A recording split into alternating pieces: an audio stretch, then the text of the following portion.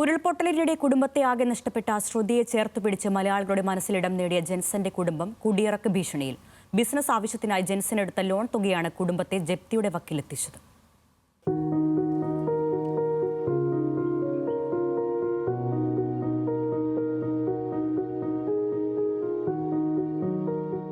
മലയാളികളെ ഏറെ വേദനിപ്പിച്ചതായിരുന്നു വയനാട് അമ്പലവല്ലി സ്വദേശി ജെൻസന്റെ മരണം.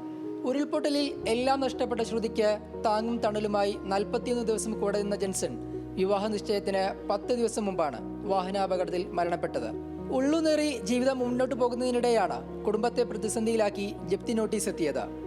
വാട്ടർ ടാങ്ക് ക്ലീനിംഗ് സ്ഥാപനം നടത്താനായി ജെൻസൺ പിന്നോക്ക വികസന കോർപ്പറേഷനിൽ നിന്ന് 7 ലക്ഷം രൂപ ലോൺ എടുത്തിരുന്നു. കോവിഡ് സമയത്ത് പോലും മുടങ്ങാതിരുന്ന അടവ് പക്ഷേ ജെൻസന്റെ വിയോഗത്തിന് പിന്നാലെ മുടങ്ങി. വൃക്കരോഗിയായ പിതാവ് ജയനോ അങ്കണവാടിയിൽ ഹെൽപ്പറായി ജോലി ചെയ്യുന്ന മാതാവ് മേരിക്കോ ഈ ബാധ്യത താങ്ങാനാവുന്നതല്ല. ലോൺ എടുത്ത് അത് മുന്നോട്ട് പോയിക്കൊണ്ടിരുന്നു.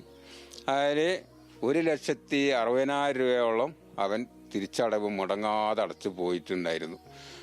ഒരു തവണ പോലും അവൻ അതിലും ഇത് വന്നിട്ടില്ല, മാറ്റം വന്നിട്ടില്ല. മരിക്കണ വരെ എൻ്റെ മോന് അത് മുടങ്ങാതെ അടച്ചു പോയി. മരിച്ചു കഴിഞ്ഞിട്ട് 2-3 മാസമായപ്പോൾ അത് പെൻഡിങ് ആയി. സാർമാർ എന്നെ വിളിച്ചു, ഇങ്ങനെ നിങ്ങളത് അടച്ചില്ലെങ്കിൽ ഇത് ബുദ്ധിമുട്ടായി വരും. ഇത്രയും പൈസയൊന്നും നമുക്ക് ആവൂല, അതുകൊണ്ടാണ് അന്നന്ന് പണിയെടുത്ത് കഴിയുന്നത് നമ്മളെങ്ങനെ അടയ്ക്കാനാ. അത് തന്നെയുള്ളൂ എനിക്ക് പറയാനുള്ളത്, വേറൊന്നുമില്ല. മാസം 14,500 രൂപയാണ് അടവ്. കെട്ടിട വാടക കുടിശ്ശികയായതോടെ സ്ഥാപനവും പൂട്ടി. വായ്പ എഴുതിത്തള്ളണമെന്നാവശ്യപ്പെട്ട് പിന്നോക്ക വികസന കോർപ്പറേഷനും ലീഗൽ സർവീസ് അതോറിറ്റിക്കും അപേക്ഷ നൽകി. എന്നാൽ വായ്പാ തുകയുടെ പകുതി അടച്ചാൽ മാത്രമേ ഇളവിന് പരിഗണിക്കാൻ കഴിയുകയുള്ളൂ എന്നാണ് പിന്നോക്ക കോർപ്പറേഷന്റെ നിലപാട്.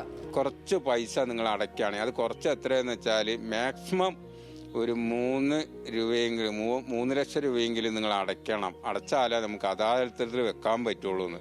3 ലക്ഷം പോയിട്ട് ഞങ്ങൾക്ക് അന്നന്ന് നിത്യമായിട്ട് അന്നന്ന് വരുമാനം അന്നന്ന് ഞാൻ കൂലിപ്പണി എടുത്തിട്ടോ അല്ലെ എന്തെങ്കിലും ചെയ്തിട്ടോ ഞാൻ ഇത് ജീവിക്കാൻ. എൻ്റെ മോനുണ്ടെങ്കിൽ ഇതൊന്നും പ്രശ്നമല്ല, അവൻ എല്ലാം അടച്ചു പോയിട്ടുണ്ടാവും, ഒരു അടവും മുടക്കില്ലായിരുന്നു.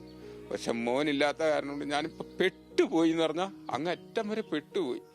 ജനപ്രതിനിധികൾക്കടക്കം അപേക്ഷ നൽകിയെങ്കിലും ഇതുവരെ ഒരു പരിഹാരവുമായിട്ടില്ലെന്നും കുടുംബം പറയുന്നു.